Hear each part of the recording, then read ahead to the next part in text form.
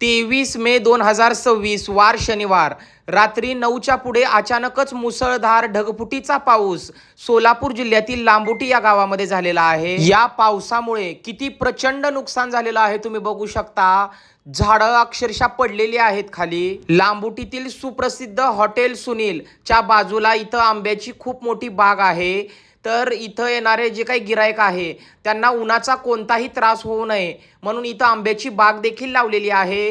तर त्या आंब्याच्या झाडाचे फाटे देखील सर्वत्र पडलेले आहेत। काही झाडं तर पूर्ण कोसळलेली आहेत तुम्ही बघू शकता समोर। अगदी ढगफुटीचा जोरदार पाऊस झाल्यामुळे पूर्ण झाडं पडलेली आहेत खाली। प्रचंड नुकसान झालेलं आहे येथील लोकांचं। तुम्ही बघू शकता आंबे वगैरे देखील भरपूर प्रमाणामध्ये खाली पडलेले आहे। लांबुटी या गावातील बऱ्याच घरांवरील शेड देखील पत्र्याचे उडून गेलेले आहेत। एवढा जोरदार पाऊस झालेला आहे काल। आंबे वगैरे समोर किती पडलेले आहेत तुम्ही बघू शकता।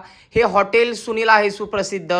तर याचं किती नुकसान झालेलं आहे समोर तुम्हाला दिसत आहे। या व्यापाऱ्यांनी काबाड कष्ट करून आपलं विश्व उभारलेलं असतं आणि अचानकच असं काहीतरी विघ्न आलं तर त्या त्रासाला सामोरे जावं लागतं। तुम्ही बघू शकता समोर प्रचंड संघर्ष संकटाला सामोरं गेल्याशिवाय साम्राज्य उभा राहत नाही हे यातून दिसून आलं। काही दिवसापूर्वी सीना नदीला पूर आल्यानंतर हे हॉटेल पूर्ण पाण्यामध्ये गेलं होतं।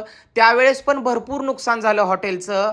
यावेळेस देखील अचानकच अवकाळी पावसामुळे तुम्ही बघू शकता किती प्रचंड प्रमाणात नुकसान झालेलं आहे ते।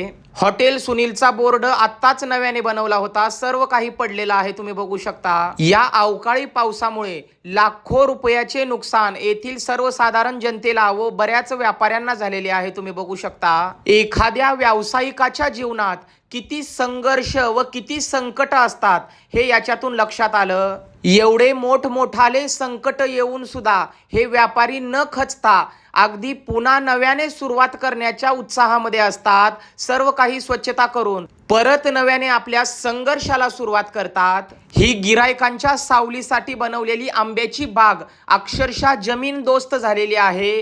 किती वाईट वाटत असेल तुम्ही बघू शकता।